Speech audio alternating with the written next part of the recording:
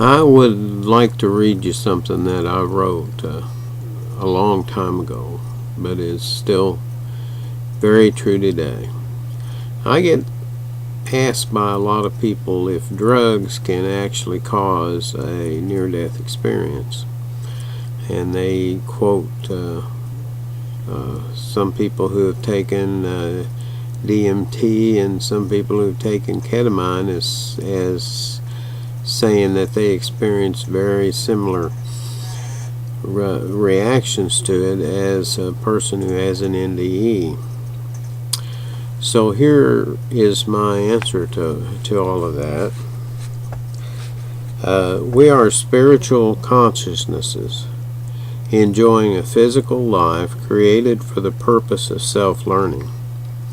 Picture yourself standing on the edge of two dimensions, one spiritual and the other physical. If you look outward from your physical body, which is only a communication tool, you will focus in the physical dimension. If you look inward through the physical body, you will focus in the spiritual dimension. Christians will remember reading when Jesus was asked where the kingdom of God was. He replied, "The kingdom of God is within you." Unfortunately, many are focused so intensely in the physical that they no longer feel or believe in the spiritual.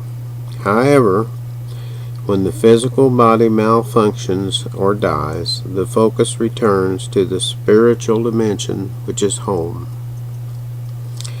If you direct your point of consciousness inward and hold it there, after a time the physical world will begin to fade dimmer and dimmer. Eventually you will see the light and feel the love that NDEers do. You may also meet deceased friends and experience other NDE-like events. You will have entered the fringe of the spiritual dimension. This process I have described is called meditation. Meditation is the safest, most reliable way to visit the spiritual dimension, and there are many, many varieties of it. If you read the literature on meditation, you will find an abundance of NDE-like events mentioned. In fact, some yogi masters warn their students to ignore the lights and things they see because they believe it is a distraction from the purity of the meditation. However, meditation has one very large drawback.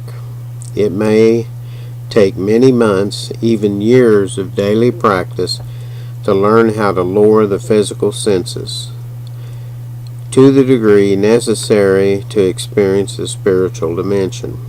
And for one reason or another, some practitioners are never able to reach the spiritual.